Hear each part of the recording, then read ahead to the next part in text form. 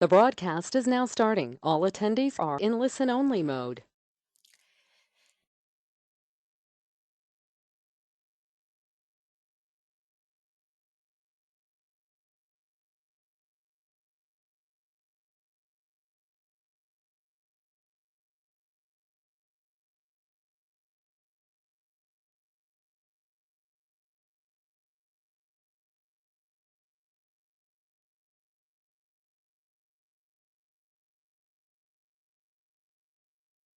Are we on? Oops, I'm sorry. I've been talking away here. I was on mute because I was coughing. Hello, everybody. Thank you, Eva. Today I want to talk to you all about, we're going to do a review of the planets. I'm going to talk about retrogrades, aspects, transits, and progressions. Hopefully, I've built enough periods in here. I got smart. I started making myself little slides. Hey, BL, you have to stop and ask them if they have a question. So I have some of those in here. So welcome to our webinar. I want to start out with a quick discussion about the difference between exoteric and esoteric energies. And the best way I know how to do that is to look at the keynotes for each of these signs. Ordinary man starts out with the lower expression of each sign. That's representative of energy from the angle of the form of matter and can be selfish motivations. But slowly, over a very long period of time, we learn to develop the higher aspects of the exoteric keynote first, and then recognize and start exhibiting the esoteric qualities of the soul as we begin to express, at least to some degree, those higher keynotes. So let's look at them now. I hope that you all can relate to these with these energies in your own chart. Okay, so Aries, let form again be sought from the angle of form, and esoterically it changes. I come forth, and from that plane of mind I rule. Gemini, let instability do its work, and it changes to I recognize my other self, and in the waning of that self I grow and glow. Virgo, let matter reign, changes to I am the mother and the child. I, God, I, matter, am.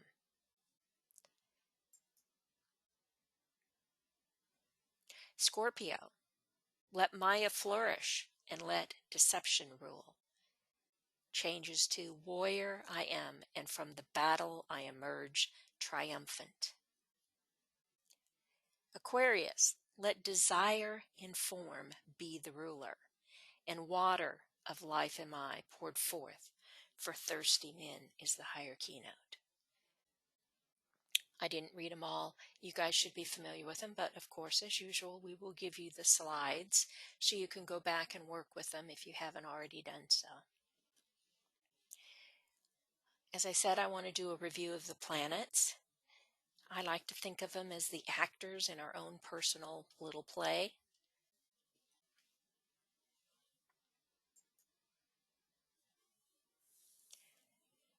Planets and the energy that they convey, they help us work out our mundane as well as our spiritual lives.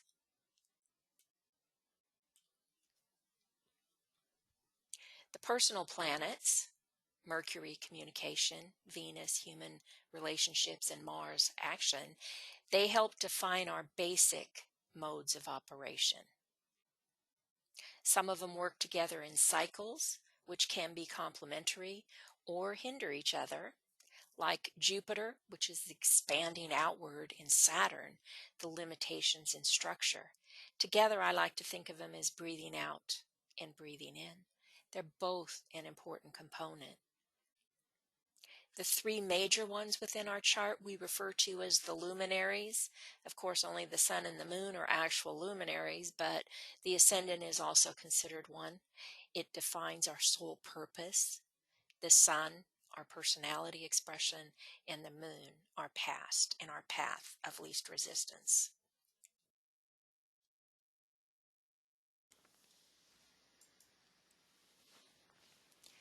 The soul, it's our consciousness or our awareness.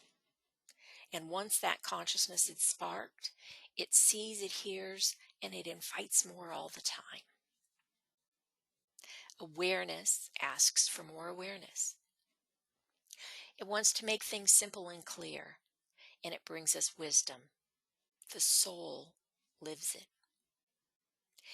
The soul is the source of our true vocation, that greatest sense of meaningfulness within us.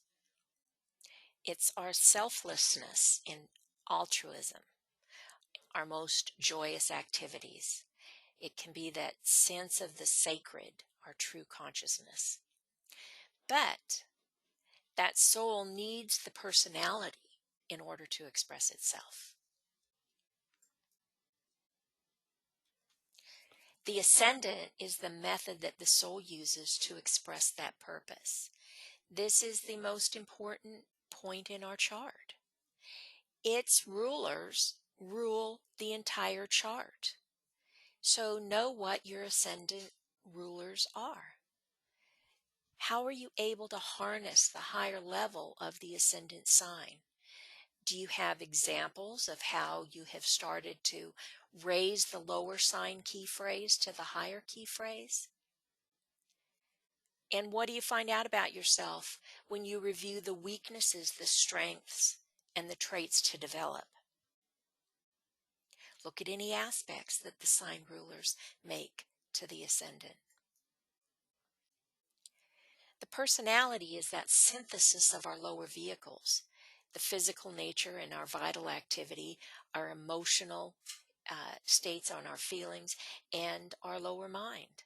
It coordinates them into a viable, powerful person, expressing the evolutionary progression and conscious effort achieved in previous lifetimes. It can and is selfish and self-seeking at first, until the soul begins to filter in and influence it. But keep in mind that very strong personalities, even if they are self-centered, egotistical idiots, they're advanced people because they've already coordinated these lower vehicles. They just need to get a little more a little more soul filtered in to influence them from that selfish personality to the selfless one. And eventually, sooner or later, the personality integrates with the soul to express a higher calling in the world of form, which is our mechanism for doing things. Positive dynamics are the primary means of expressing the soul within the three worlds of human endeavor, establishing our personal identity, establishing genuine self-reliance and a distinction from the masses, and establishing our primary vocation. Negative dynamics, standing in the way of the soul, evading or failing to respond to that higher calling, limiting our expansion or refusing to grow. You know, sometimes it's nice to just sit back and say, oh, wow, I've reached the top. I don't need to go any further. But that's not true. There's always somewhere else to go, somewhere higher to go, more things to learn. Negative dynamics include the selfishness and the separativeness, self-centered, self-referencing. The sun expresses the personality level. How are you able to harness the higher level of the sun sign?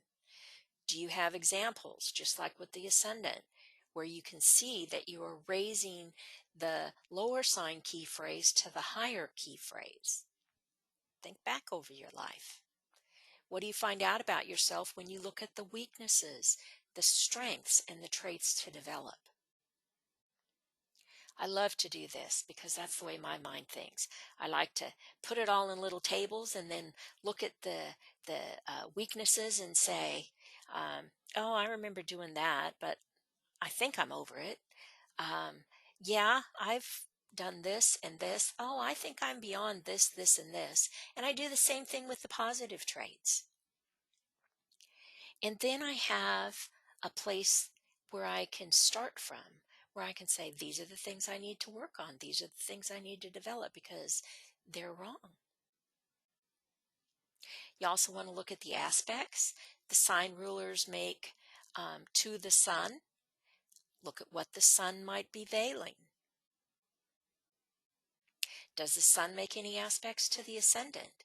Aspects are relationships. So any aspects between the sun and the ascendant, they're going to show how the personality interacts with the soul's purpose, aren't they?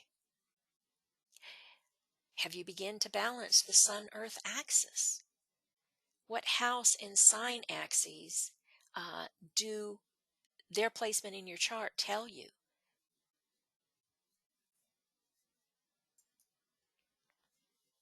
The moon, that's the past influences, old habits. What can it tell you about the imprisoning patterns? The exoteric key phrase is going to help you understand what those imprisoning patterns are. And the esoteric key phrase is going to help you overcome them. What are the weaknesses of the moon sign? And how can you counter them by the strengths and the traits to develop? Look at the aspects of the rulers, the signs rulers to the moon. And again, look to see if the moon is making aspect to either the sun or the ascendant. How are your past patterns influencing your current personality expression or your current soul expression? And what could the moon be veiling? The moon, among other things, is karmic in nature. It represents a repository of our past actions and patterns. And the nodal axis of the moon carries that influence of that energy with it. You can see here from the examples, from the little graph I've got here, exactly what the moon notes are. This is the moon's orbit around the earth, and this is the earth's orbit around the sun. And the nodes are where the moon's orbit intersects with the Earth's orbit. Those are the points that we refer to as the node. The north node represents potential new qualities, faculties, as well as spiritual goals for you to develop this lifetime, using new experiences to help you overcome personality issues. The south node is previously achieved integration. It's your past life qualities that you've already developed, using past experiences to achieve greater personality integration. It's like a bag of past achievements and tools. Or that path of least resistance, negative baggage, which we bring to this incarnation. By nature of it being an axis, it's going to be quite dynamic. It's going to highlight the axes involved in the chart, both by sign and house, as we're going to see with any of the axes. BL, Eva here. I'd like to add one little thing here before we leave the nodes. And you hinted that here in your words that you use. But when I first started to learn this, I could never in a chart differentiate what is the north node, what is the south node. And one of the things that really helped me, and I'm passing it on, is the fact that the south node, if you could just point to that, please, looks like a sack. And you mentioned that, it looks like a bag. So in it, we carry all the past, right? All the past that we bring with us from our previous incarnations or even in early childhood. So it's like a purse or a bag. The north has a loop over the upper point, which means that this is what we have to push towards. It's almost like a barrier that we have to move towards, and it's never the easiest thing to do. So for me, those two little hints helped me identify where, when I was looking at a chart, which was the south and which was the north.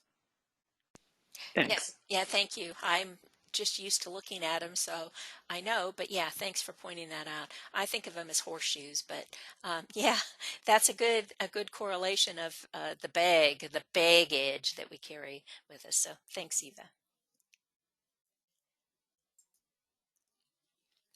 Okay, So, does anybody have any questions on the luminaries that I've just talked about?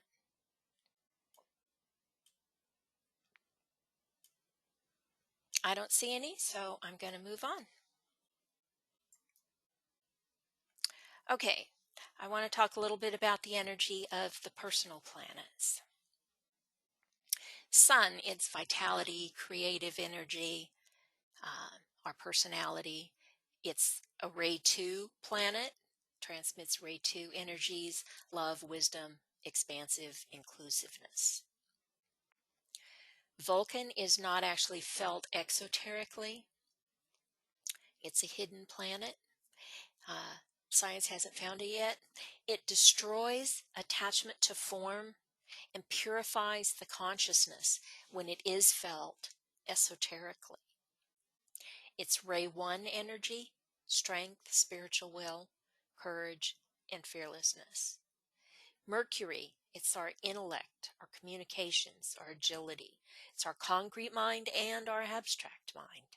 It's Ray 4 energy, affection, sympathy, courageous, generous, intuitive, perceptive, intelligent. Venus, love, refinement, bright human relations. It's a resolution of the polarities, and it's the intelligent mind.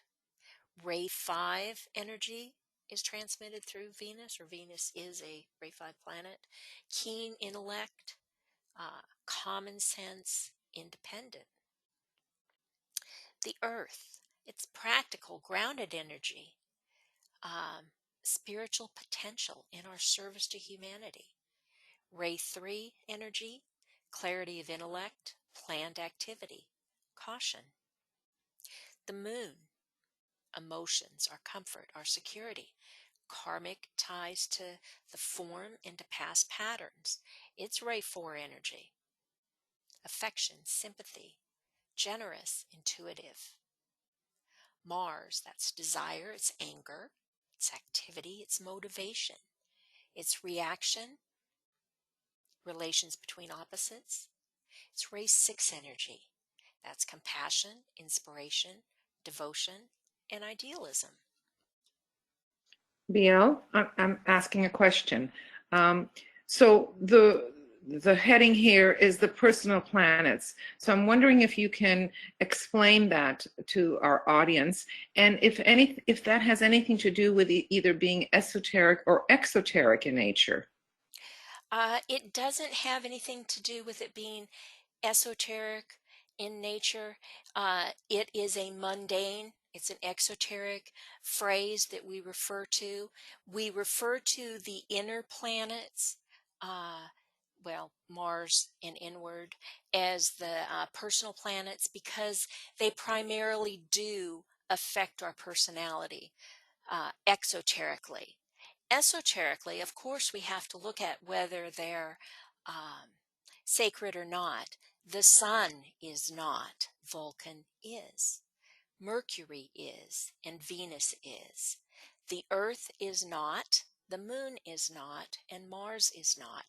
And the way I like to think of sacred versus non-sacred is this is their esoteric energy if they're sacred. They've taken that initiation to make them sacred. The non-sacred planets have not yet, so they're working at their personality level. You know, Michael talks a lot when he does the full moons about the esoteric ruler and the exoteric ruler and the monadic ruler. And what he's talking about is the initiations that these planetary energies have taken. So, but we refer to them as personal planets, and that is a mundane astrological term. However, depending on if the planet is a exoteric ruler or an esoteric ruler, and by now the group has already learned that, will depend on how we interpret it with respect to ourselves. If it's in an exoteric position, like Mercury exoterically as a ruler of Virgo, is looked upon differently than if it's the esoteric ruler of Aries. Then it has a different way of our interpretation. So these rulers, even though they are personal planets, can be interpreted differently depending on whether or not they are the exoteric or the esoteric ruler, right? Exactly. But I would also say everything can be interpreted that way in our chart. We look at we're personalities working through the energies in our chart, and luckily we have some soul expression as well, but both things will be going on at the same time. But yes, Eva is exactly right. You look at the energy differently. You look at the higher correspondences of the energy. If the planet is the esoteric ruler of one of the signs of one of the planets in your chart, and you're looking at the rulers, you look at the esoteric interpretation, the higher connotations, anytime it's the esoteric ruler versus the lower connotations, the more personal connotations, when it is the exoteric ruler. And the same is going to be true of any of these planetary information that I'm giving you here. Okay. I also wanted to bring in the archetypes of those inner personal planets. The sun is the hero and the father figure. It can be the center of our universe, our vitality. Not necessarily just the father figure, it can be anybody in an authoritative position. Vulcan, he's the craftsman. He crafted weapons and jewelries for gods and men. He was a blacksmith. He was hidden deep in the bowels of the earth. And even though we don't express his energy exoterically,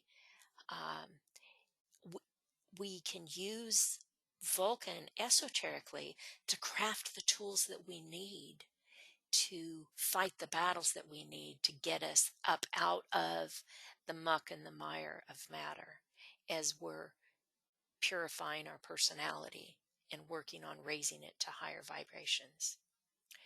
Mercury is the messenger. He can be the trickster and the intellectual.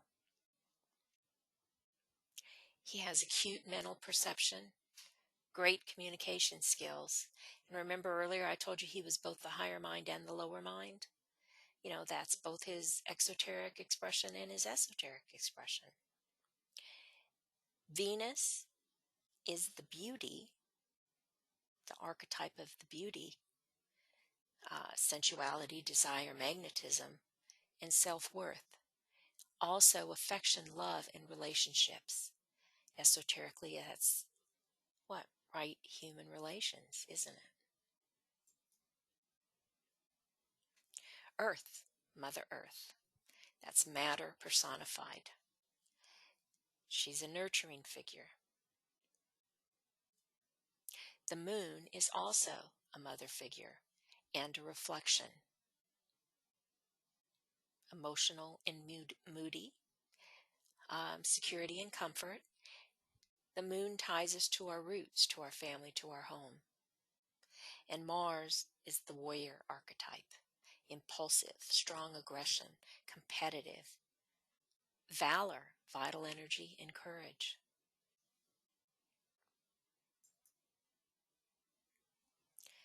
The middle planets experience responsibility and guidance. Jupiter is expansion, he's opportunity, higher education and beliefs. Can be overindulgent. It's Ray 2 energy. Hold on a second here, I've got to... Okay, Yvonne says she's having trouble hearing me, but not Eva. Let me see if I can turn my mic up a little bit. Now am I blasting you guys all out? Well, I'll leave it at that and hope that that helps. I'm just getting over well, I got over a cold and I still have some coughing issues, so it might just be me trying to be a little softer.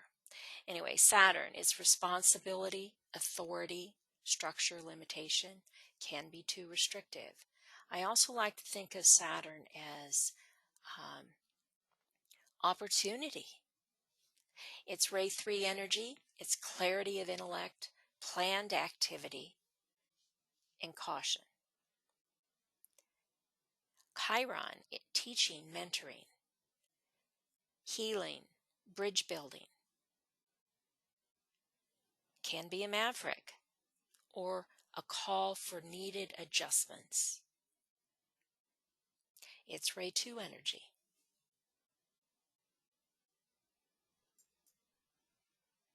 Archetypes. Jupiter, the king of gods. He was a benevolent leader. He was a father figure. He encouraged personal expansion through higher education, philosophical studies, not only of his children and the gods, but of humanity as well. Saturn, another father figure. He's Father Time. He is the original ring past naught. He was a lawgiver. He brought structure, responsibility, and opportunity. He set limits, and he personified karma. Chiron, the archetype of the sage. He was an exceptional teacher and mentor. He was a wounded healer, which can expose areas where we harbor wounds or where we ourselves can be healers. He is a catalyst for change. The transcendental planets, upheaval, dissolution, and transformation. Uranus, it's innovative, electrifying. It awakens our consciousness, brings upheaval, unconventional behavior. It's ray 7, revelation of the order found in universal truths. Neptune, that's mystical experiences, dissolution of patterns that are inhibiting soul expression. Can be confusion, escapism, and addiction. It's ray 6, compassion, inspiration, inclusive idealism. Pluto, transformation, rebirth, unconscious motivations, turmoil, manipulation. Ray 1, strength, courage, fearlessness. Archetypes. Uranus is the liberator. He was a cruel father figure, and his children sought freedom from him. But he represents universal truths and higher consciousness. Neptune is the mystic. Nebulousness, illusion, self-deception, cosmic oneness, and the higher vision. Pluto, the destroyer, death, but also rebirth, represents the underworld and the dark side of humanity. Deeply hidden motives that need to be uncovered, brought up to the light so they can be transformed.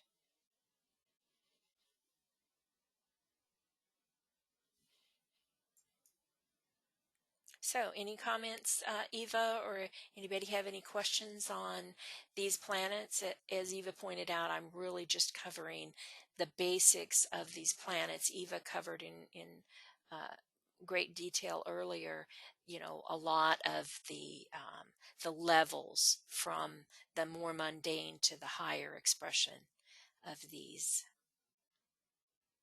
Nope, I don't see any questions or hands, so I will go on.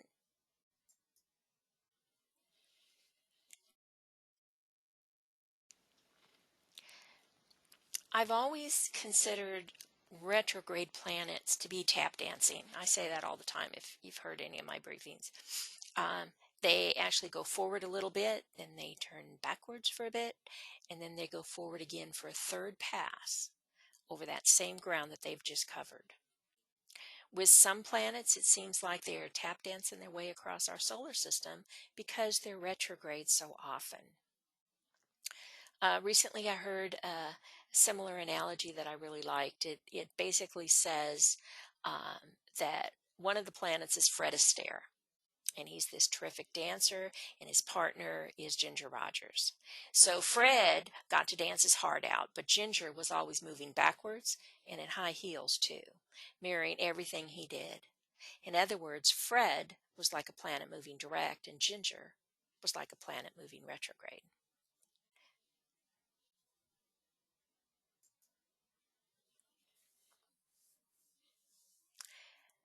So why exactly is that a planet goes retrograde? Well, they appear to do that based on the position of the planet in relation to Earth and Sun. It's always when the planet is opposite the Sun, and what does that mean? It's conjunct the Earth, right? The Earth catches up with the outer planet, then passes it because our orbit's smaller, or an inner planet catches up with the Earth, and these motions are observed on Earth as the planet moving backwards. The planets closest to the Earth, which are Mars and Venus, they retrograde the least often because they're nearest to our own orbit and so not as distorted.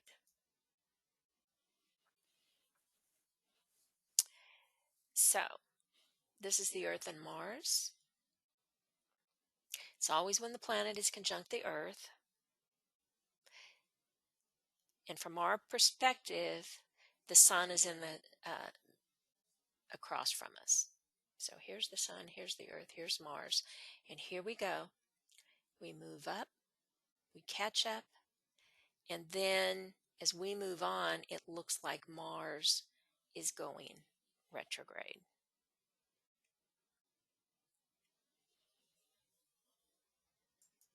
I hope that's crystal clear as mud. The third time is basically the charm. You need to look at the whole thing during this retrograde cycle. Okay, so the planet is moving ahead here, moving direct, and that's all fine and dandy, but then boom, it turns retrograde and it moves back over these same planets again, doesn't it? Or not planets, these same degrees. And then boom, it stations direct and goes back for a third time. But it's not until here, where it reaches its original position that it retrograded, that it moves out of the influence. So these degrees from 18 degrees Aquarius to 3 degrees Pisces in this particular example were hit 3 times. What was it that we had to revisit or redo as it came back for that second look? Did we fix it, get it right, as it came back the third time and moved on?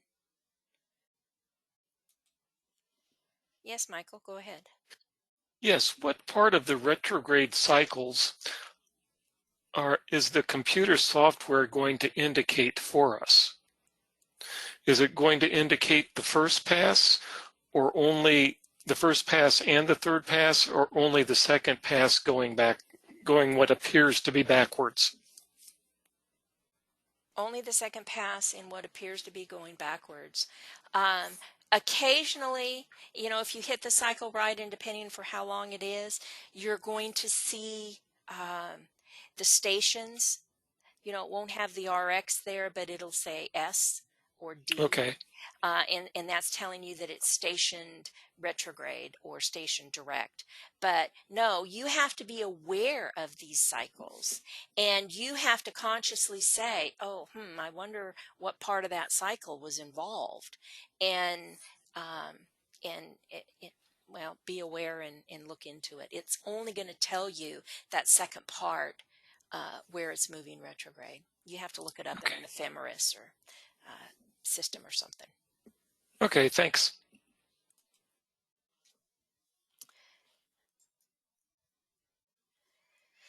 Okay, natally, If we have a planet retrograde, it means that we were born during the middle cycle, right? And they're going to be felt differently than a direct planet. They're going to be inhibited somehow. Maybe we experience it more internally or carefully or reflectively. Are we constantly looking back over what we've already done, making sure we did it right? Do we frequently get the opposite or unexpected impact from something that we did? These are things that can happen when we have a natal retrograde planet. So what are we learning from this experience of retrograde planets? I mean, they're in our chart. It's something we have to experience our whole lives, right? Can we look at it from the perspective of the soul and say that we're observing the inner causes of some of our outer effects when we have these retrograde planets? You know, think of the energy as we were in the womb getting ready to be born. We felt that direct energy, but it wasn't until that middle phase that it went retrograde that we were actually born. And then we had, when we were very young and too young really to register the energy, we had that third pass that went back over it again. What was our soul's purpose in giving us these retrograde planets? What did we need to go more internally or more carefully or more reflectively?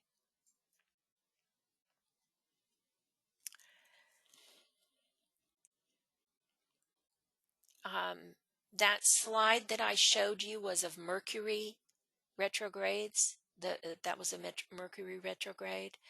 And Mercury is the planet that goes retrograde the most often. That's very important to us. He's the way we communicate. So if we're born with Mercury retrograde, we're going to carry that with us throughout our lifetime. We also saw that, well, let's talk a little bit before I get into that. Let's talk a little bit about transits. In normal everyday life, most planets retrograde each year as they orbit the sun. It's normal. Happens to everybody. And I'm going to get more into transits later. Okay, this is in relation to retrogrades. So what you need to know is that this pattern of retrograde is normal cyclic motion, produces retrogrades all the time, and it's going to impact us personally depending on where the transit happens in relation to our natal chart. How do those transits, whether they're direct or retrograde, interact with our natal planets? Do they form relationships? Do they make aspects or trigger events that relate to the houses and planets that they're transiting? Is it a fleeting, elusive expression of a quick transit, here and gone, like it would be with the moon? Does the planet station retrograde and tap dance over a planet in our chart, hovering there for extended periods of time, like it will with the outer planets? Yes, please go ahead, Catherine. Oh, can the nodes go retrograde of the moon? I suddenly saw that little symbol on my chart. The nodes are, their normal pattern is retrograde. They do occasionally wobble and station direct, but that's a very short period of time. Their normal motion will always be, is 99% of the time retrograde. So it would be highly unusual, although I have seen it, for you not to have retrograde nodes. Thank you. You're welcome. Okay. Okay. So we want to look at all of these things. Are they forming relationships through their transits? Are they triggering events? Are they long or short events?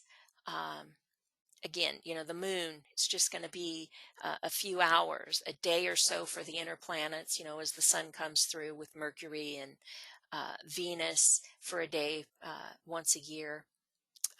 or of course those outer planets that can hang around for a really long time.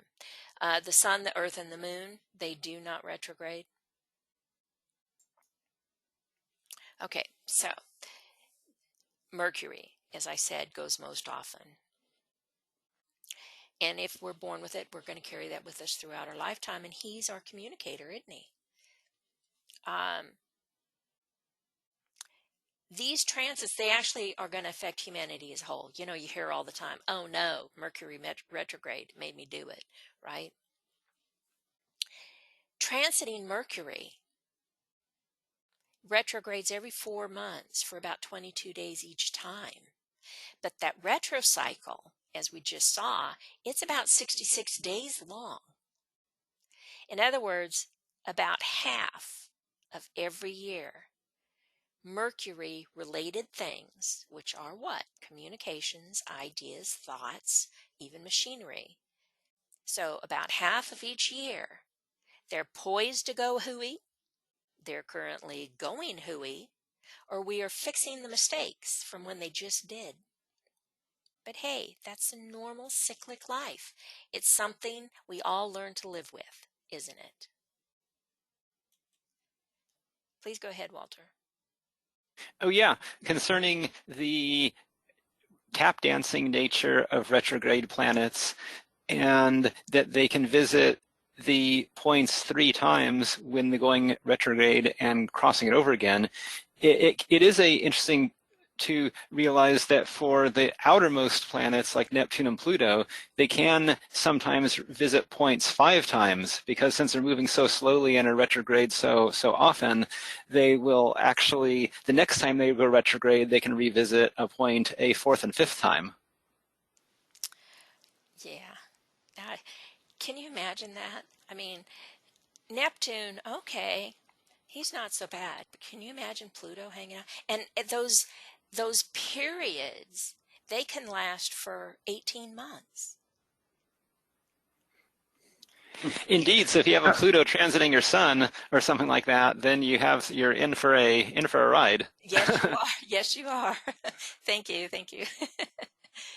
I'd like to add a couple of things here about the retrogrades as well.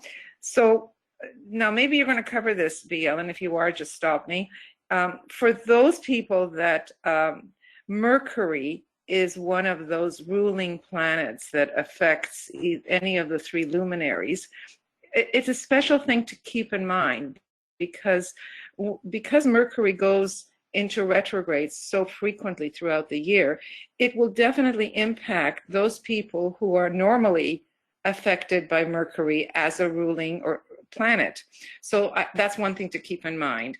So you look at your chart, and if you know that Mercury is either in a exoteric or esoteric ruler of any of your signs, especially the 3 luminaries, then Mercury going retrograde may affect you more than the person to whom that does not apply.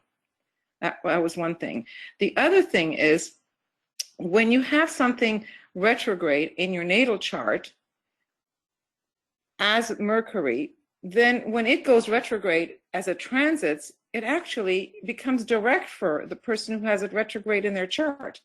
So it has the opposite effect of a retrograde planet. So it causes the planet not to be retrograde. Can you speak to that a little bit more? Well, it's just a different kind of energy that they're not used to expressing. Exactly. So normally it's inhibited in some manner, or more internalized in some manner. But this would be a freeing up of it then. Exactly. It's something though that they're not used to using. So I don't know, maybe a moment of clarity, or 22 days of clarity, or whatever the case may be, and then you revert back to that, oh man, let me think about this some more kind of a behavior. But yeah, sure. That's the thing with any of these transits, with any of these retrogrades, as they move through our chart, they're going to impact the energy of our system. somehow, and we just need to try and figure out how that is. Okay, thanks. Thank you. Risa says, when people who are born with Mercury retrograde, when Mercury retrogrades in the sky, the birth retrograde people feel more comfortable. They begin to talk more. So that's their natural way of working. So when it's retrograde in the sky is what Risa is saying. That it's more natural. It's more natural for them. So thank you, Risa. Actually, see, it becomes the opposite of what is their own lines of least resistance. So if it's retrograde for them in their chart, they tend to be a lot more introspective, maybe more reserved, not as vocal. But when it goes retrograde in the sky, it becomes direct for them, and therefore all those sort of subjective ways of being now become more objective and outer. So it acts in an opposite way to the way it normally would be for people who don't have the retrograde planets. Again, I think of it as a totally different energy that your system has to get used to in whatever fashion it is. Okay, now Suzanne says, would you address difference between inner and outer retrogrades natally? Yes, I have a couple of slides here where I'm going to address that. So let me move on. Well, let me just finish up a little bit what I have with this slide, and then I'll move on, and I think that will answer your question, Suzanne. Okay, so the two planets that retrograde the least are Venus and Mars. That's, I guess, is kind of good in a way, because remember, that's how we relate and how we act, isn't it? Jupiter is retrograde a total of about 1/3 each year. Saturn and beyond are retrograde for progressively longer periods, as you can see from the slide here. So why we may or may not be born with any retrograde planets, and some of us don't have a heck of a lot of them, we can still be impacted by them for some period of time via the motion of all the planets as they transit our chart. Okay, so Mercury, how we communicate with others. Venus, how we relate to others. Mars, our own personal action figure. Jupiter lifts us up, expands us, and teaches us to venture far. And Saturn reins us in, provides structure and limitation, and teaches us responsibility. You've seen this before. It's very similar, a little different, expanded. Mercury, retrograde in a fire sign. He's usually going to be bright, excitable, intuitive, and expressive. But retrograde, he's going to be more intuitive and creative. Probably less obvious about how that is going to be expressed. In an earth sign, he's apt to be logical, down to earth, practical. Retrograde, less logical, more intuitive and creative. See, the energy is going to be inhibited somehow. It's going to be changed somehow. It's going to be internalized somehow. In an air sign, intellectual, interactive, retrograde, less of these things, quieter, intuitive instead of intellectual. In a water sign, he's already intuitive, sensitive, and imaginative. So being retrograde is going to enhance these things, yet probably internalize them. Venus. In a fire sign, she approaches relationships impulsively, optimistically. Retrograde, the passion may be restrained somehow, probably still be felt, but it's not going to be as uninhibited as otherwise. In an earth sign, she approaches relationships sensually, seriously. Retrograde, she may be shy and unassuming about it. In an air sign, approaches relationship full on with that lively personality. Talent for putting people at ease. Unreserved friendliness. Retrograde, they're going to be curbed, somehow. In a water sign, she approaches relationships with deep affection, seductively, or with emotional dependence. These traits can have a darker side. They can bring insecurity or suspicions, or could be internalized in some other way.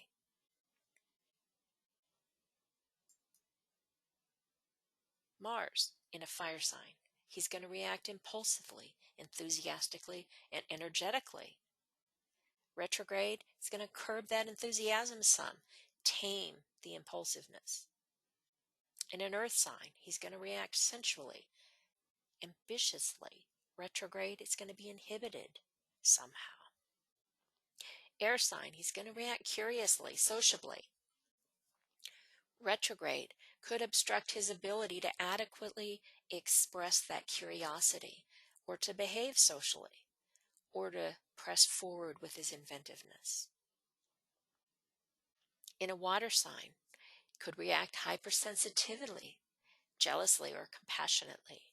Retrograde, enhance the inner feeling of frustration or anger, and feel negative emotional reactions. So BL, can I ask something for greater clarification here? So we've covered the fact that retrogrades affect all of humanity because it's out in the heavens and it's happening all the time. So as we're talking here, as you're talking here about these various planets being retrograde, how should we, the student, look at that? Should we just say, okay, Mars is retrograde right now because that's what we see in the ephemeris and that's what we are told. Should we then look out into the world and see how it plays itself out? And or should we then look at our own chart and then see, well, how does that affect my Mars? So in other words, I'm asking for greater clarification for how we, the students, we as a humanity, should really be looking at these retrogrades. Okay. This serves a couple of purposes here in the the slides that I'm talking about, how the retrogrades work. The first is it expresses how a retrograde might work within your own natal chart. That's the energy we're born with. That's the energy that we work with through the rest of our life. Something being retrograde in the sky today will or can impact humanity as a whole, but it is only going to impact our natal chart if there's something in the natal chart that it can connect to. Just transiting blindly through the natal chart isn't going to have that much impact unless there's something there that it can connect to, whether it's making an aspect to something in your chart, especially if it is your natal, if it's Mars retrograde in Mars in your natal chart.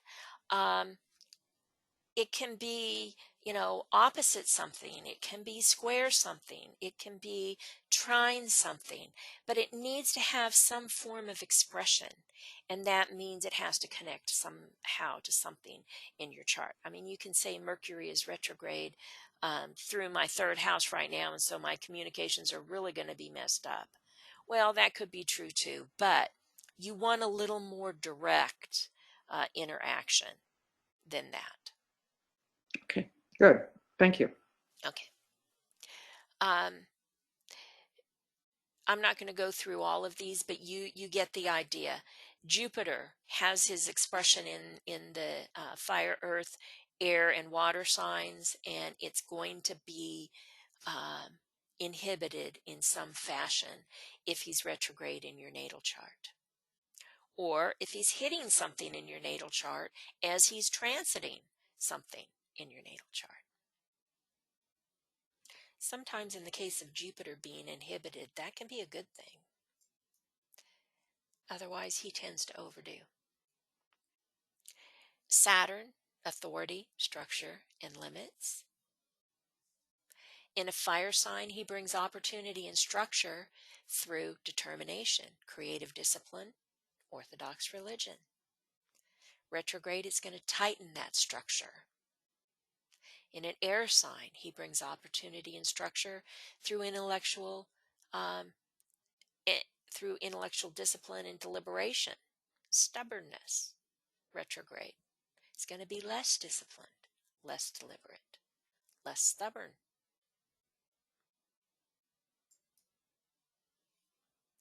Okay, any other questions on retrograde?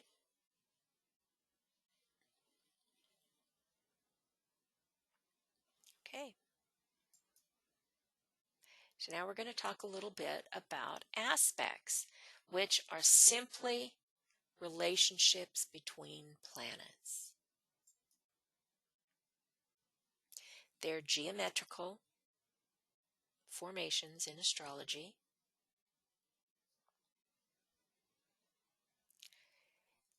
The relation is particular and it has a specific effect. It can be either harmonious or discordant, depending on the aspect or the planets involved. Major aspects, they're going to have a significant influence on our life, and that can apply to both our natal charts as well as to the transits. Minor aspects, a little less so, also natally or by transit. But if we're talking about a ruler of something, a ruler of your chart, or a ruler of the planet that it's in aspect to, I can tell you right now, those minor aspects are going to feel major to you.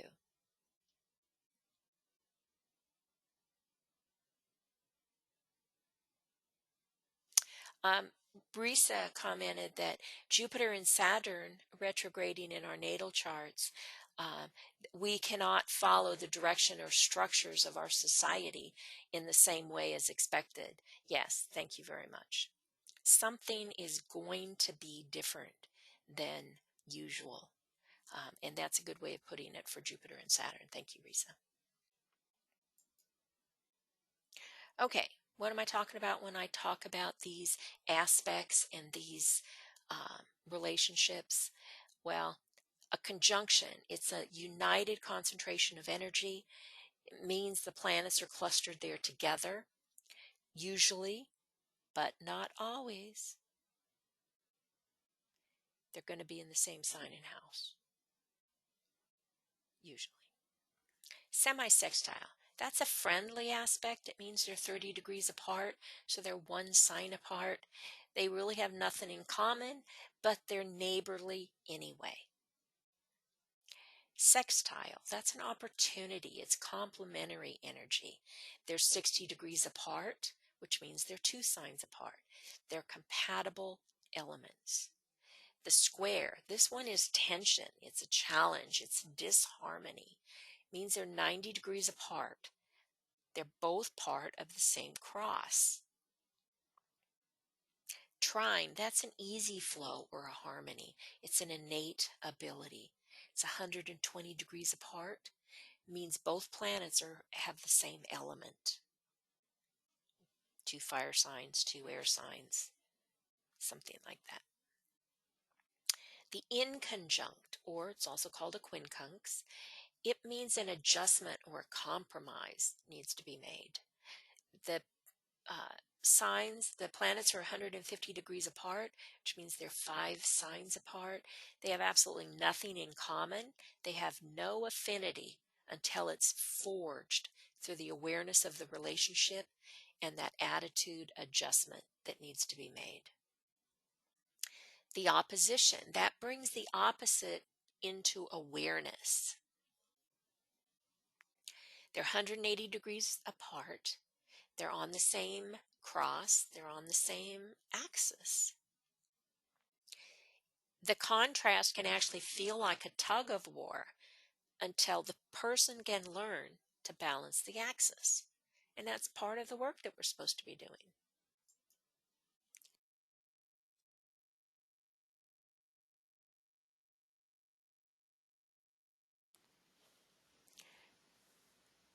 Here's the conjunct. All these planets right here together. All of them in Libra here in this case. We talk about orbs with aspects, and basically what that means is plus or minus one way or another. The Sun at 19 Libra and Mercury at 22 Libra, they're 3 degrees apart. That's an orb of 3 degrees. For a conjunction, we like to go a little bit wide, and so we say 7 degrees either way. So a conjunction of the Sun, we could say, would be 26 upwards or 12 downwards. Generally, they're found, as I said, in the same sign and house. It's an aspect of emphasis, of unification, combined energies. They can be considered as one. It's also known as conjoined. And when people talk about stelliums, that's what we're talking about here. We're talking about a cluster of planets, a stellium. Different people use different definitions of this, but I usually go with 3 or more planets, 4 or more planets, or points within the same sign. Okay, the points like the moon nodes or the angles, those things aren't actually planets. So 3 or more planets, 4 or more planets, or points. Similar to a conjunction, and it emphasized the house and sign energies. Compatible elements form the trines and the sextiles in the chart. The fire and air triplicities work together, as you see here, and the earth and water triplicities work together here. These are considered soft aspects. They bring benefits and opportunities, but we may tend to take them for granted.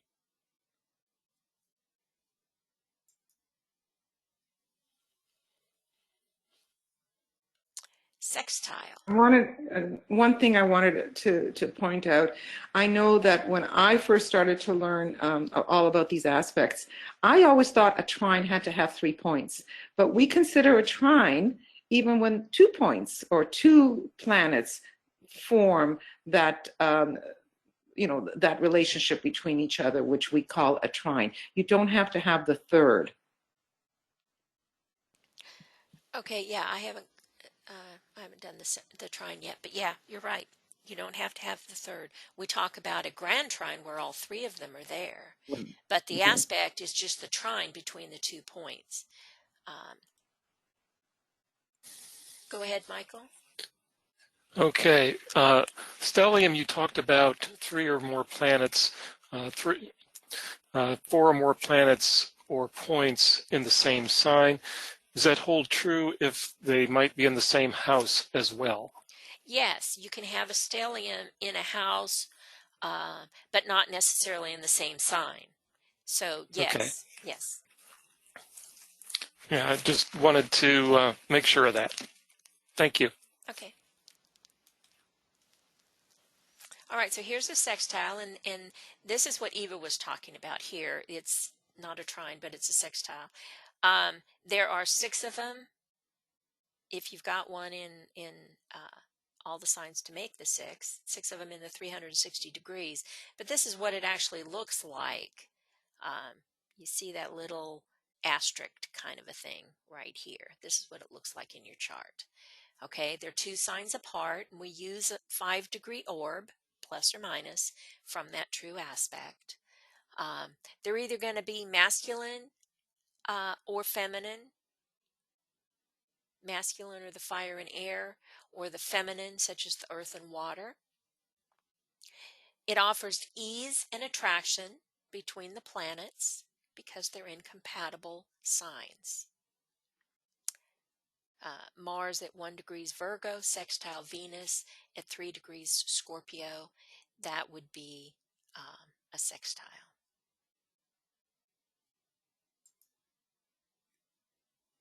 Here's the trine that Eva was talking about. This is just one of them. There's 3 of them in the 360 degrees, and that forms the grand trine. 7-degree orb is used, so a little bit wider than what we were using with the sextile.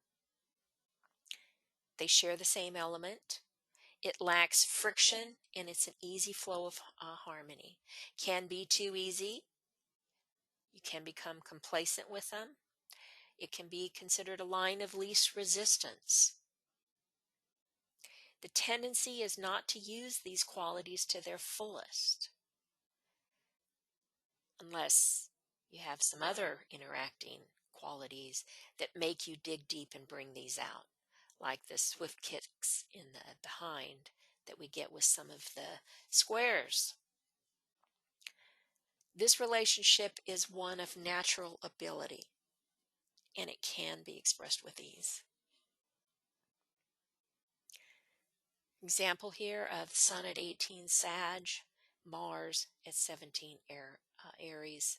They are both fire signs,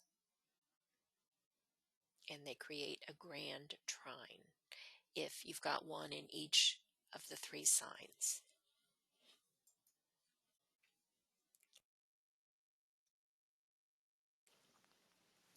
Relationships with the modes, the cardinal, fixed, and mutable modes.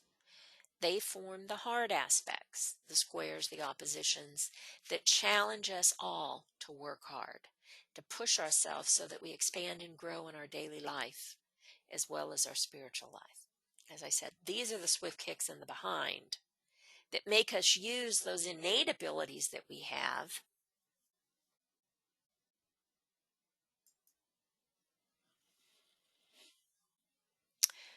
the opposition, 180 degrees, it forms an axis. Brings awareness of that opposite. We need to learn to balance this particular axis.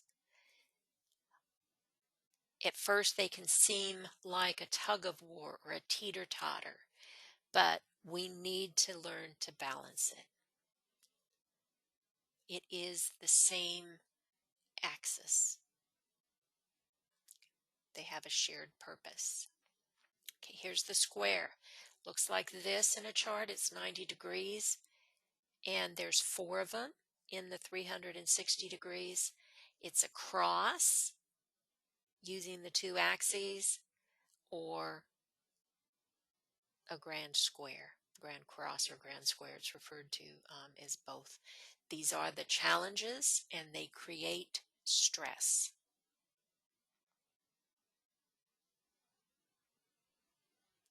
These are some of the biggest tools in helping us evolve and learn and become wiser, are the School of Hard Knocks here from the squares that we experience, either by transit or progression or natally.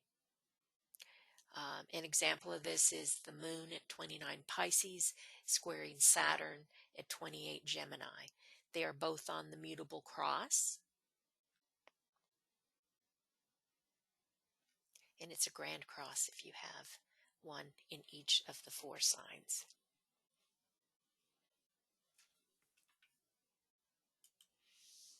Go ahead, Michael. Yes, in your example, what if the moon at 29 Pisces is square Saturn at 3 Cancer? They're no longer on the same cross, but they're still square with each other.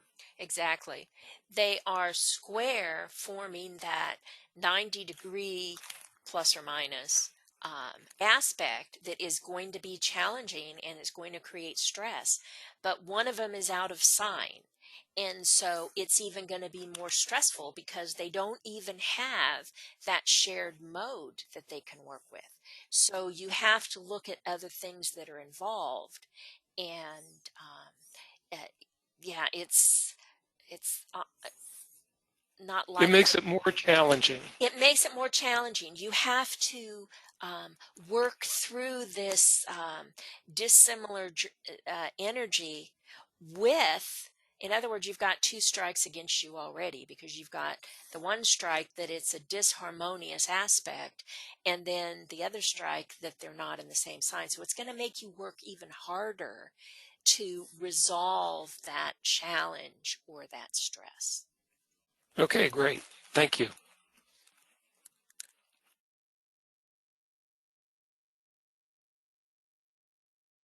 This is the quincunx, 150 degrees apart. It's also considered an inconjunct. That's that compromise or adjustment that has to be made because they have nothing in common. Unless a major planet or luminary is involved, you want to use really small orbs. So we're saying 3 degrees plus or minus this 150. Again, they have nothing in common. So they are forming an aspect, but it's going to be an incongruous one. It's going to require adjustment and attitude changing. It's going to, you have to widen your perspectives so that you can work with the different energies involved. It has the potential to create this very quirky harmony between these relationships once they actually learn to work together. And a lack of adjustment might force the compromise through some kind of unusual methods.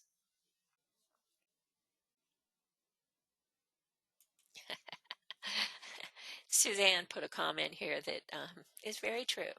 DK said that the personality loves the trines, the soul loves the squares or the crosses.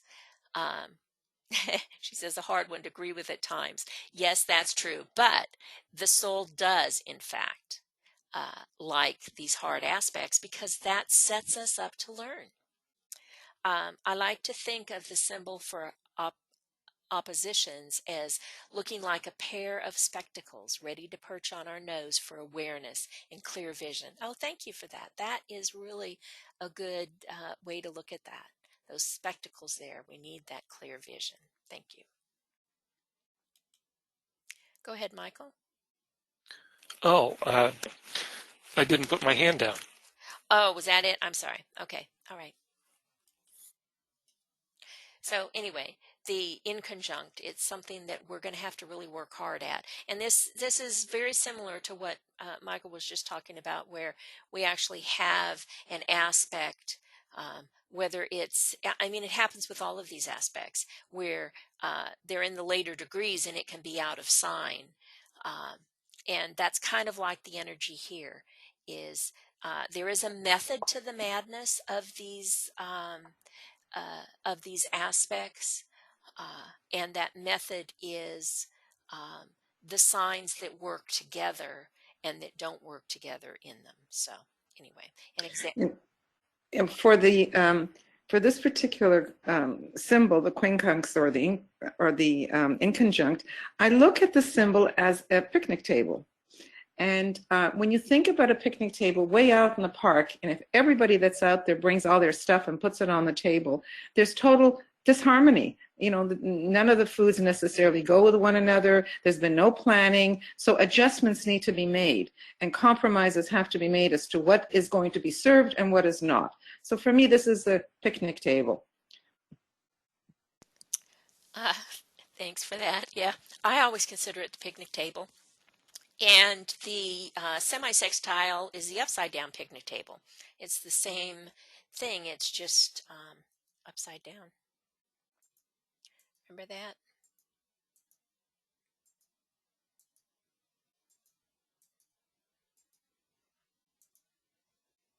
And it's half of the sextile too.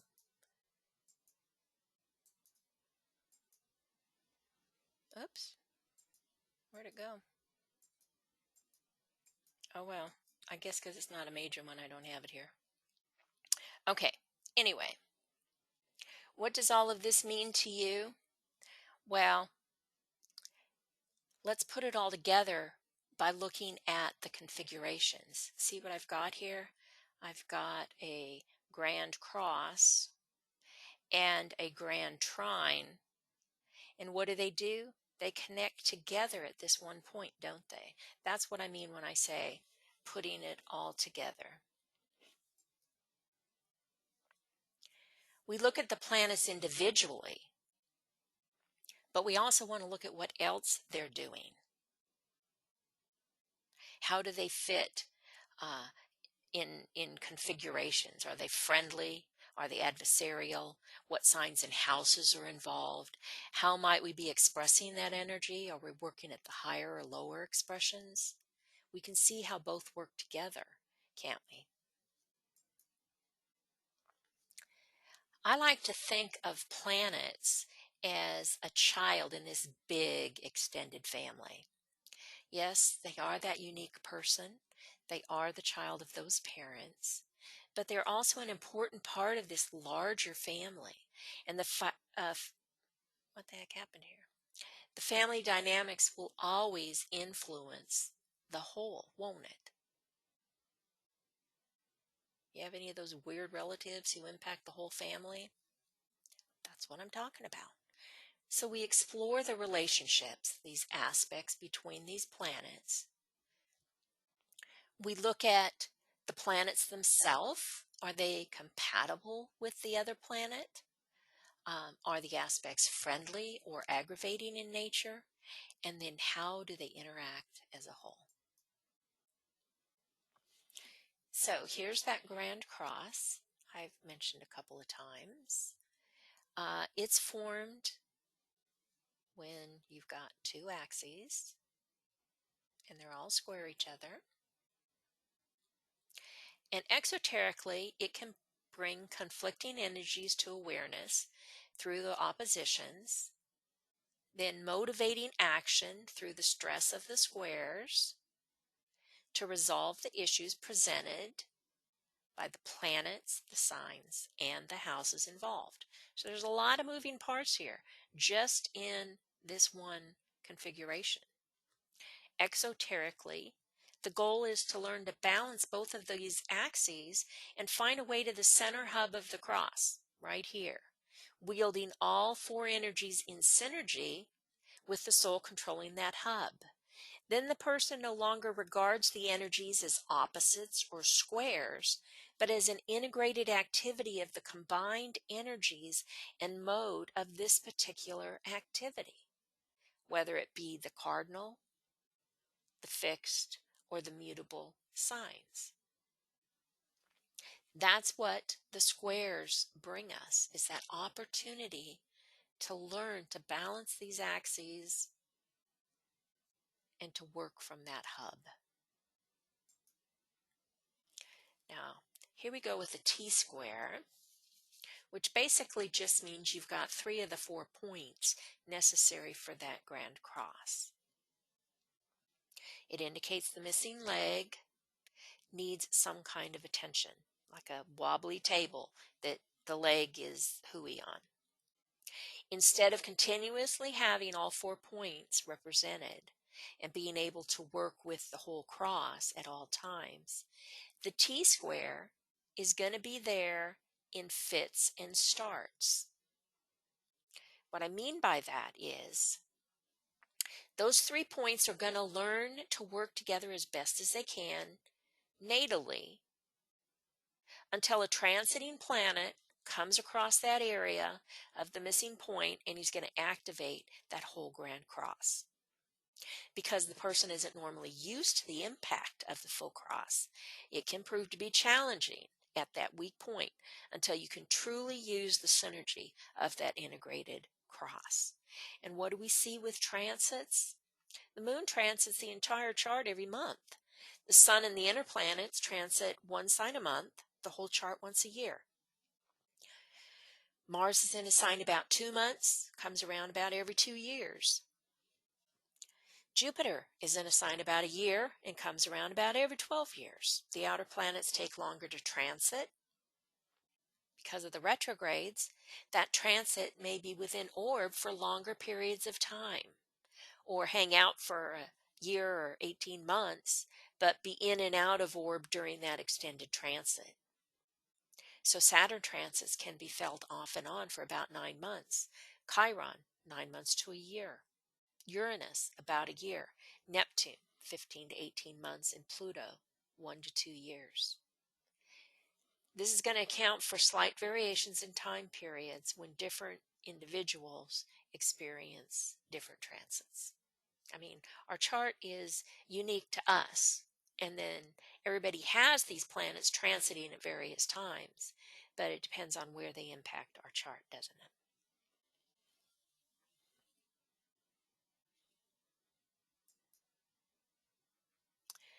A grand trine, as we've talked about earlier, it means all three signs of an element are trine each other. You got a planet or a point at each point, and we benefit from them depending on the house and planets involved.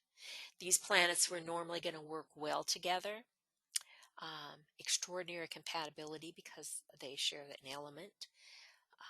The problem is, as I've said before, we take them for granted.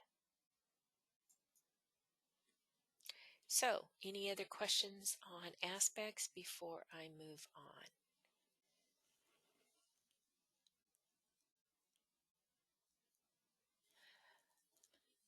Okay, Suzanne says the triseptile is close degree to the quincunx, relates to some sort of archetypal or destined behavior, perchance. I don't have that handy right now. I was keeping things a little bit simpler. But yes, with some of these, we use really small orbs because of this. They do, in fact, here, let me see if I can pull something up really quick here on my other computer.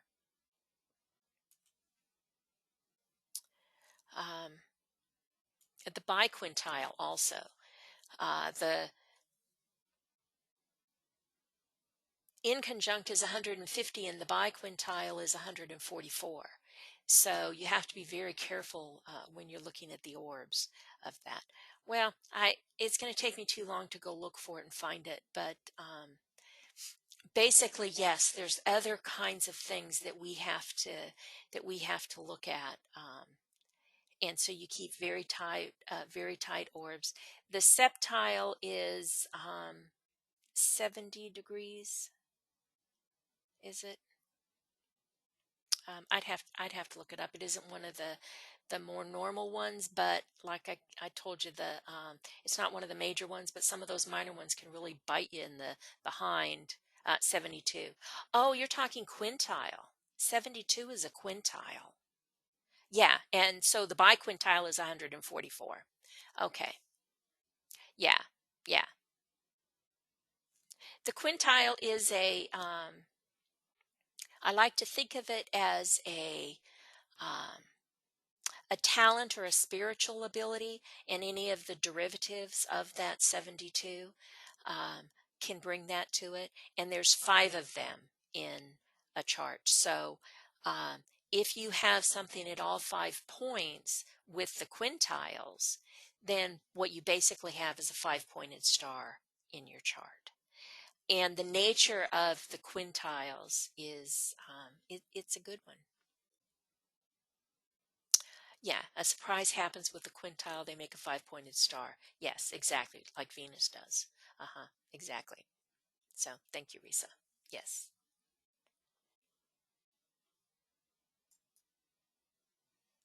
Okay.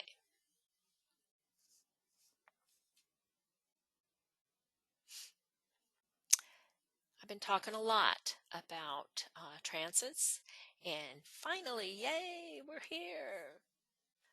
Life is about moving on, accepting changes, and looking forward to what makes you stronger and wise. I love that little quote. Life is cyclic. There's a myriad of cycles swirling around us. Some we notice outwardly, day and night, lunar cycles, the seasons. Some are personal to our little microcosm, like birthdays. But all the planets continue to orbit the sun. They all affect us in their own way, but to really impact us, as I said earlier, it needs to connect somehow to something within our natal chart. Many impacts can be on the inner planes, subtly prompting us. They can be opportunities for growth or change, or can seem like major crises thrown at us. But it's all just the natural rhythm of this planetary movement. We have phases: child, teen, young adult, old age. And the planets in our natal chart aid in the progress of each of these phases, triggering events at different times in our life through the interaction that they make to our natal chart. So, as we've talked about several times here already, transits, they're global in nature. The moon goes through all 12 signs every 28 days. The sun, earth, and inner planets move relatively quickly. But it's only once they start touching something in our chart. I have a mutable T-square. My ascendant's at 22 Gemini. My Mars is at 25 Sagittarius. And they're both squared by Venus at 24 Virgo. So any transit to 22 to 25 Pisces is going to complete the cross for me. Any transit to 22, 25 mutable signs is going to stimulate that T-square. I also have a cardinal T-square. My Mercury-Uranus Bopsy twins are at 24 Cancer. Chiron is at 24 Capricorn. And Neptune is at 23 Libra. So any transit to 23, 24 Aries is going to complete that cross. Any transit to 23, 24 cardinal signs is going to stimulate something in that T-square. So I've always got something going on.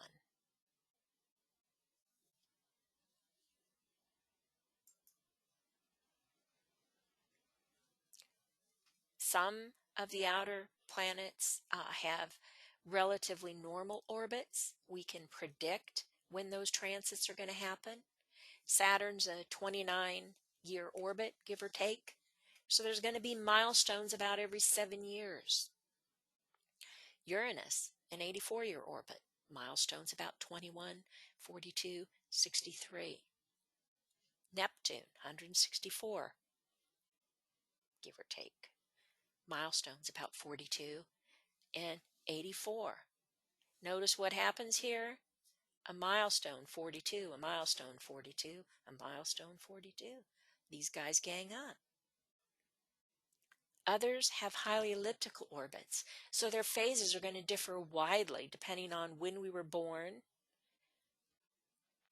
Chiron takes 50 years to orbit, but it's only in Libra about 1.5 years, and Aries about 7.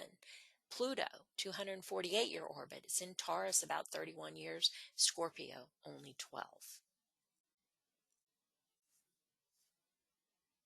These cycles do converge.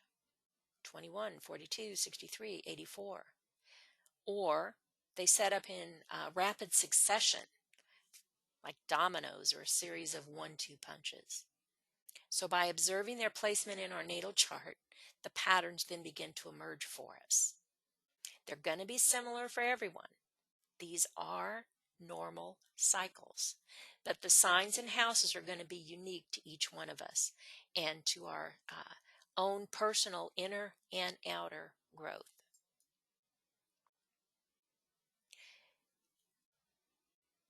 Remember the spiritual environment of the houses. We've already looked at the houses. We looked at both their exoteric and their esoteric meanings. You want to consider the spiritual environment involved when you're looking at transits. How are they helping us grow? How are they helping us expand?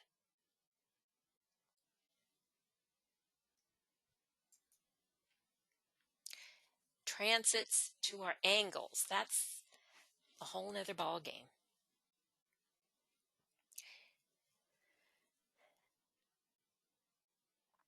The transits of the outer planets to the angles of our chart are going to be significant milestones in our life. This is going to be very personal to each of us, as the sign on our ascendant is going to set the mandala for our natal chart, and each of the planets are going to dictate in what order they're going to transit a particular angle.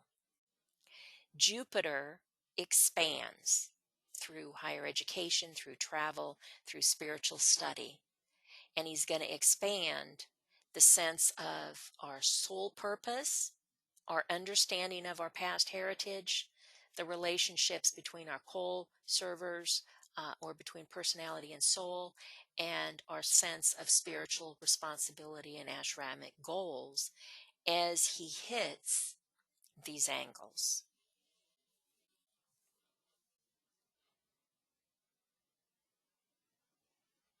Saturn is going to narrow our focus.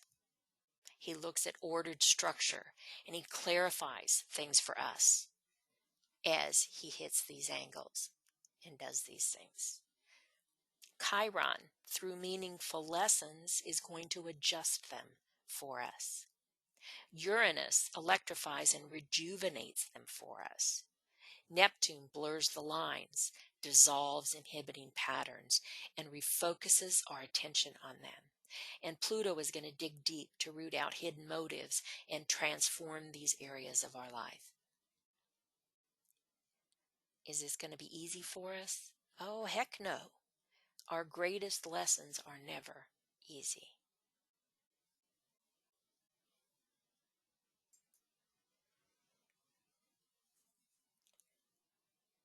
Any questions on transits?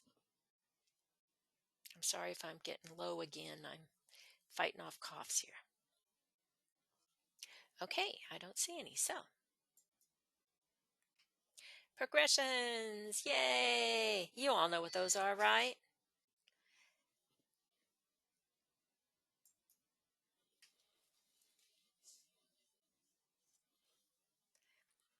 There's two types of progressions that we're going to look at. The secondary progressions, which is basically the normal movement of the planets, but it's based on, it's a ratio. It's based on the primary movement of the planets. So those outer planets, it's like 1 degree for every year,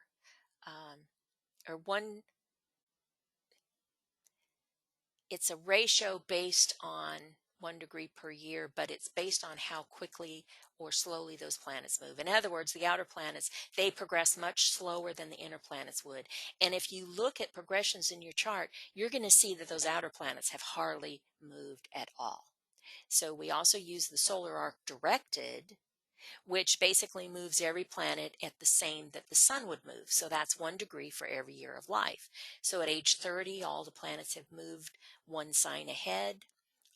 By solar arc direction. At age 60, they're all 2 signs ahead. And so we're basically assuming that as we grow older, as we experience life, that we learn things, that we progress evolutionarily. It isn't going to ever negate the natal energy. What it's going to do is augment it, and it's going to kind of give us an idea of what might be happening, the focus of what might be happening right now for us.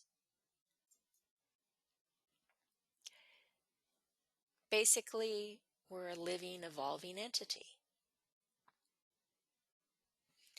We know what energy it was we brought into this lifetime. We know as we age, we're evolving. And we know that transits are going to activate our chart at any given time. The question is, are we working from our personality or from our soul levels when these things happen to us? Ideally, we're using or learning to use this energy at the higher levels. Of course, the path of least resistance is going to kick in at stressful times for us. But ultimately, those can be our greatest lessons. That forces us to go in and bring out those easy aspects that we have, those easy abilities, those innate abilities that we have. Forces us to use them to get through the crises. And that allows us to transform those lower traits into the higher correspondences.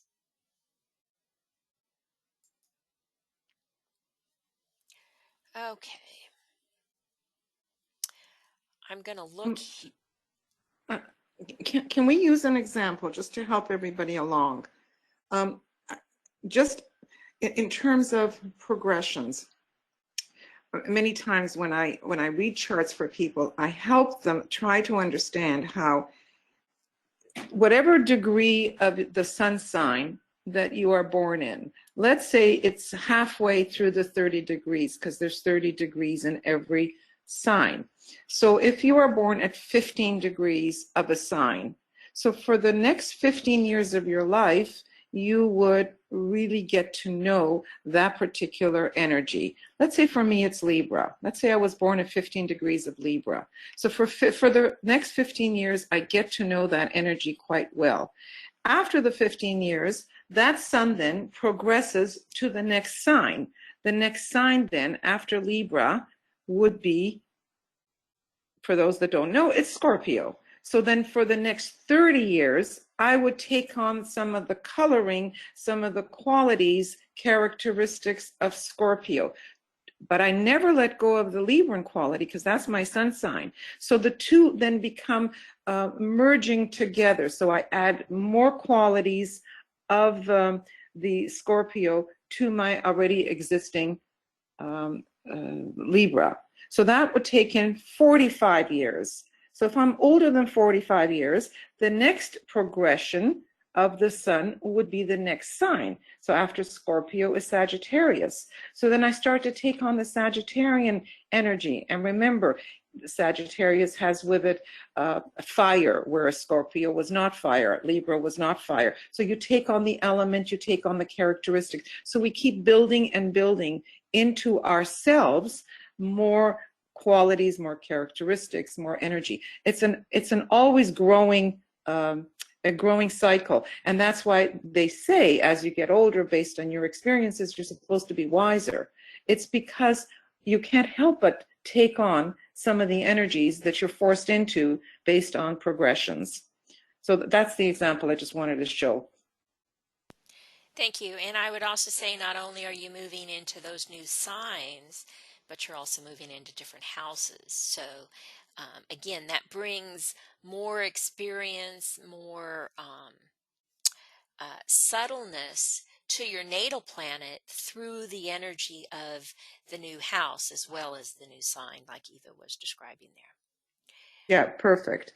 And of course, all of that will then be affected more by everything else that we've been saying, transits, because suddenly now you're a different sun sign. You're a progressed sun sign that you weren't before. So anything transiting that particular sign may affect you as well. So more subtleties, more nuances are presented all the time for us.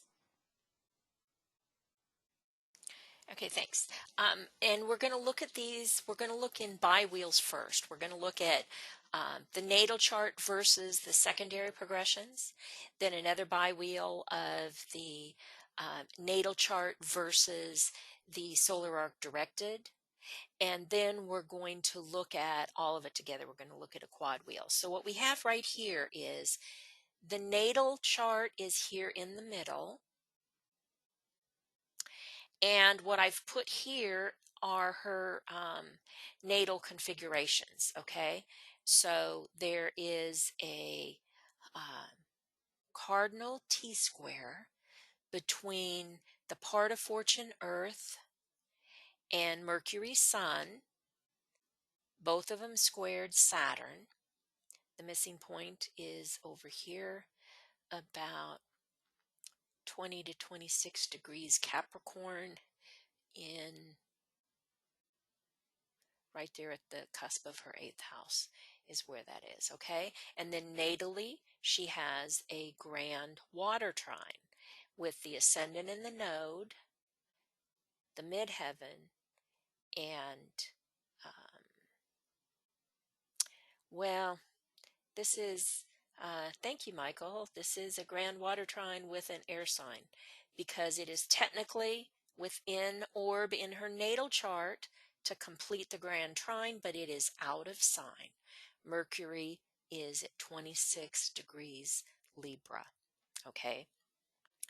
But I also want to say that when we're talking about progressions, we're going to use very, very, very tight orbs. We use greater orbs when we're in the natal chart. You know, that plus or minus can be a little wobbly. As we see here, it's out of sign and it's a little wobbly. It's, you know, a 4 degree, well, it's 6 degree off from the North Node and the midheaven there. But when I say tighter orbs, I mean about 30 minutes. I'll use wider, I'll use up to a minute, I mean up to a degree. For major things in the chart, for major hits against the luminaries, or something getting ready to impact a major configuration. But you have to use really tight orbs because remember, progressions move very slowly. 1 degree for every 1 year of normal movement. So they're just creeping along here. All right. But what we see here is that she's got progressed Chiron and Jupiter are now here at this Libra point as part of, and progressed Saturn here. Well, remember, he creeps. That's not that big of a deal because he creeps. But 2 points of this progression stimulate that natal T-square that she's got right there. Progressed Saturn, he is moving retrograde because that's his normal movement. So he's still within just 1 degree of his natal position. Now, remember that wonky point of that grand water trine where Mercury was out of sign? Looky what we've got here. The nadir is now at that point and in sign. So her grand water trine is now actually a grand water trine. Has been for the past 4 years and approximately 2 more to go as we see the progressed nadir moving through this point here.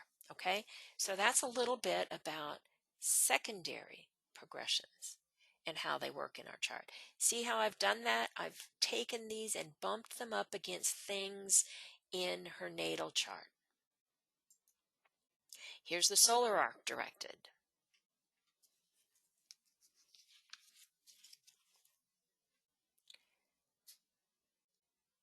The IC is still there. Looky what we got here. By solar arc direction, she's got the cross completed because her solar arc directed vertex is now at that missing point. The influence came in about 4 years ago at 19 Capricorn, and it's going to leave in about 3 more years from this time. This was 2007. And that's because that cross spans that 19 to 26 degrees of her cardinal signs. Remember the solar arc directed, that's planets all move lockstep 1 degree per year. So all of her Libra has moved into Sagittarius here in 2007 from her 5th house into her 6th house, as everything else has in her chart. And now, I know that we haven't covered with the students some of these outer or different points, planetary points in the chart, like the vertex or the part of fortune. But I think it's important for people just to see the technicality of how you set this up, you know, rather than really understanding right now what does that mean, the vertex, and what does the point of fortune mean. It's not so much in understanding these things, because that's not something that we're actually covering. It's more to see how, playing around with the chart, you can see things differently. Yeah, right. Thank you. I forgot I hadn't introduced the part of fortune or the vertex, and here I am using them. Okay, so the nadir is still here, and the solar arc moon and the south node is now here. So this grand trine, not only is it full on water like it should be all along, but it's also being stimulated at this time, at this specific event. I'd like to also mention that, unbeknownst to the group, this is my chart. But, and I don't know if you and I had talked about those years, but by seeing this flashing in front of my face, it's like a wow, because I went through such a difficult time during that period of time. And you can see how so many things were stimulated. And I would not have played this out if I hadn't seen BL put that in front of me. So thank you, BL. I appreciate that. And yeah, this is how you can spend a lot of time going from one year to the next to see what the progressions are and to see how things actually end up filling in for you. So thank you. You know, I recognize many of your names, and I have seen you at the conference, and I'm sure you've gone to, well, the Seven Ray conference, and I'm sure you've gone to other conferences or gone to an astrologer, and they hand you this quad wheel. And as busy as my quad wheel is, it looks nothing like the busyness of Michael's quad wheels with all the asteroids, and it can be a lot to try and understand, especially if you don't understand the various different parts of it. So, as Eva said, this is her chart we've been looking at, and now I've got all 4 things here. The inner wheel here is her natal chart. These are her secondary progressions closest to the natal. These are the solar arc directed, moving outwards, and the outermost are the transits that are going on. Transits as of 12 October 27. Solar arc as of 12 October 2007. And the secondary progressions. So these tell you where the chart is, and then I've added the colors to try and explain it somewhat. We saw earlier the Grand Trine, and we saw earlier the 1 T-square. Well, she has another cardinal T-square that I've brought into the picture now. And then I've tried to go through with the Grand Water Trine. Mars, transiting Mars, is now hitting 1 point. Transiting Moon is there hitting the wobbly water point. And as we saw, transiting Moon is there at the her midheaven. So all 3 points of this grand water trine are being stimulated in 2007, and it is really a water trine, even though we have this little air pocket down here in the natal aspect of it that are in fact within acceptable orb. They're just out of sign, as we say. She also has something that isn't in her natal chart, but she's got this temporary Uranus in her natal chart, squared Uranus, transiting Uranus. Remember the cycles I was telling you about? How they gang up on each other? Well, she's got that going on. And then over here, Jupiter is opposite her natal Uranus and square this transiting Uranus. So she's got this temporary transiting T-square, which Jupiter's not going to be there for that long, but Uranus certainly is going to be there for that long. Pluto was there earlier, but Uranus wouldn't have been. That could have set her up a little bit, but Pluto would have been opposite her natal. So that's what I'm talking about when I talk about how does it impact your chart. Okay. This is an energy that she's not used to having, a mutable T-square, with these very moving and shaking Uranuses here, 2 of them there. That can be a conscious expansion of our soul work, or it can be something, that hits us completely out of the blue and we don't realize what's happening, and boom, there it is. I mean, Uranus can be so many different things. Ultimately, it's one of those things that brings us to the challenging crises that help us evolve. But sometimes it doesn't feel like that at the time that we're going through the transit, as Eva was just describing to us. Okay, so what do we have here? Transiting Mars is stimulating the Cancer point of her first cardinal T-square somewhere. This is, oh, right here. Yeah, I mentioned that. Okay.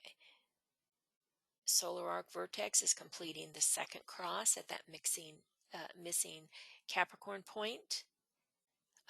And progressed Jupiter and progressed Chiron are hovering at the Libra point. So we saw that right here. Transiting Uranus, as I mentioned, is squaring his natal position as he comes in for that third quarter square. You know, think of it like you do the moon, where there's a first quarter square and then there's an opposition, the full moon, and then there's the third quarter square as he comes back to his natal position. Well, all of the planets do that to their own natal position. And that's what's happening here, is he's squaring his third quarter square. So we've got that mutable T-square. And as I mentioned, all 3 points of her grand water trine are being stimulated. So a lot going on. This one little quad wheel here tells us so many different things. And as Eva said, it's you can't just go look this up for every day of your life. But what you can do is look back on pivotal times in your life and say, let me look that up and see what was happening when I got divorced, or when I got hit by a Mack truck, or whatever pivotal event in your life happened. That's when you want to go pull up this quad wheel and look and see all the various different things. So I hope I have explained to you what these charts are that astrologers are going to hand to you, and how you can get a little bit out of it other than just looking at it and going, oh no, I don't know what any of this stuff means. So thank you very much for helping me see all of that, BL. But I do want to mention to the group that we're not expecting you guys to do all of that. It's a little overwhelming. And I know that when these quad wheels are handed out, especially at these conferences, it's very, very mind-blowing, and you don't know where to look first. So I think that the whole purpose of all of this is to show you the possibilities and how to use some of the information that we were just talking about and applying it, and trying to look for it in the chart by, like BL said, knowing specifically what time of a certain year were dramatic or tragic and so on. And then you look to see, now it's not just my experience, all of these other influences were there as well, helping that experience happen. So when we start looking at charts, we will look at it in a much more simplistic way than all of this. Yes, and of course, you always want to remember the biggies. You want to remember, what's it doing to my sun? What's it doing to my ascendant? What's it doing to my moon? And how can I equate that to what I know about my personality, breaking through those past patterns, and my soul purpose? You also want to look, just like I did with Eva's chart, how is it pinging against your natal configurations? And of course, you may not know what your natal configurations are, but most of us can see just from a natal chart, you can see what those configurations are. You'll see the lines, and they form those patterns. So I hope that helps you understand some of those patterns that you see when you look at a chart. Okay, I have one more small thing that I want to get into, and that's oppositions. There's multiple times in our chart where we have oppositions, whether it's working with any of those natural axes that we have in our chart, like the Sun-Earth axis, the ascendant-descendant, any of the angles, the moon nodes, or something where planets just naturally oppose each other, something like intercepted signs and the houses within our chart, to transits and progressions. Have I talked about interceptions yet? I did, didn't I? Yeah, I did. When I talked about the houses, I talked about interceptions. That's right. Also, things that are, axes that are triggered through transits and progressions. It's not just how a planet transits. Like, let's get back to Eva's chart here for just a minute. It's not just Mars hitting the North Node or hitting the Ascendant. It's opposing. It's opposing the Descendant over here. It opposed the South Node. It opposed Mars, or squaring something. So it's not just the direct hit. It's also the other aspects that can be created. So you want to keep that in mind, and that can, in fact, create, as it's done here, an axis. It's emphasizing one that's already in her chart. But anyway, that's what I wanted to point out there. So what do opposites do for us? It's confronting and recognizing the pairs of opposites. The personality view of them is that it's an opposing choice, an either or. The soul is that it's an inseparable pair, and we have to learn how to balance it. We have to understand what that definite purpose of the axis is and how it works in tandem.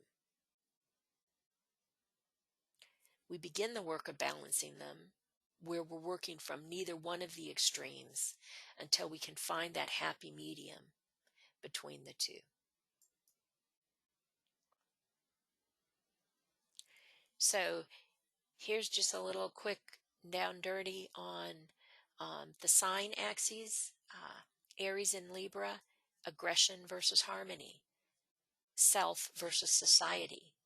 Esoterically, it's establishing that mental control and the balance and soul control over the personality. Taurus, Scorpio, practical versus compulsive, possessive versus intensive. Esoterically, using the wisdom of the soul to overcome desires and establish right human relations. Gemini, Sagittarius, versatility versus overextending, knowledge versus wisdom. Esoterically, establishing control of the opposites, resolving duality through that one-pointed spiritual action. Yes, Risa says with oppositions we eventually integrate the new energies. That's exactly what we need to do with them. Cancer, Capricorn, it's nurturing versus authority, sensitivity versus responsibility, honing and nurturing the sensitivity and intuition of the soul in preparation for initiation. The Leo, Aquarius axis, personal versus impersonal, creative versus unconventional.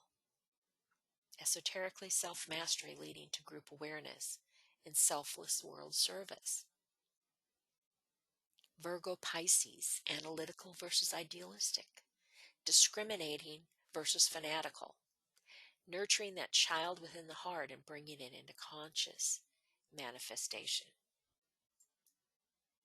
And of course, the same applies to the house axes.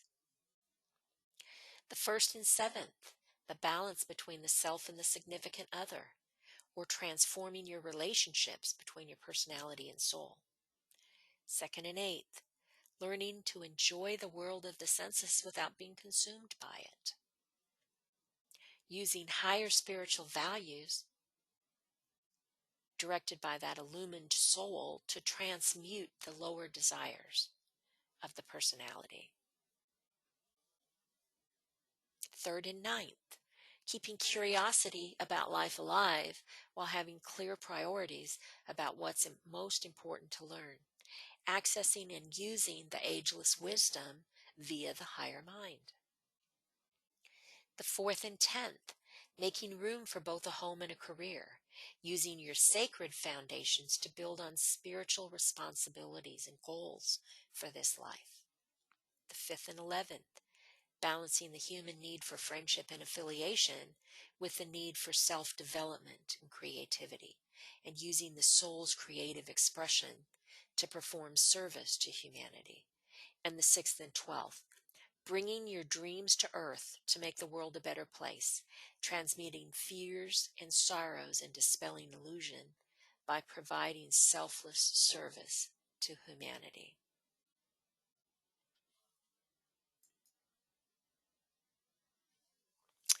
Okay, that's all I have right now. If anybody has any questions, our next webinar is going to be on 7 July. Helen, are these web slides available prior to the webinar? No, I'm sorry. We publish them with the recording, but not prior to. I understand that it would help you studying them prior, but our goal and our understanding is, we publish them with the recording, and we publish the recording in both the video version as well as the audio version, so that you should be able to download it and rewatch with the slides and make your notes and stuff. So, any other questions or comments before we close? Risa says, beautifully organized and comprehensive. Thank you, Risa. And she's thanking both Eva and me. Insightful, well presented. Thank you, Suzanne. Okay, I don't see any other questions. So thank you all for attending, and we hope to see you next time. Our next webinar is going to get into the labors of Hercules some, and how important that is for all of us in understanding our big three, in understanding anything actually, but especially the big three. How the labors of Hercules for our sun sign, our ascendant sign, and our moon sign can really teach us the lesson of those three big luminaries within our chart. So, I hope to see you all next time. Let me see if I can figure out how to get over here. Okay. Good night, everybody. Or good day, or whatever. Thank you, BL and Eva. Great webinar. Thanks, Joe. Thank you for being behind the scenes. And thank you, yes, Eva, for your contributions.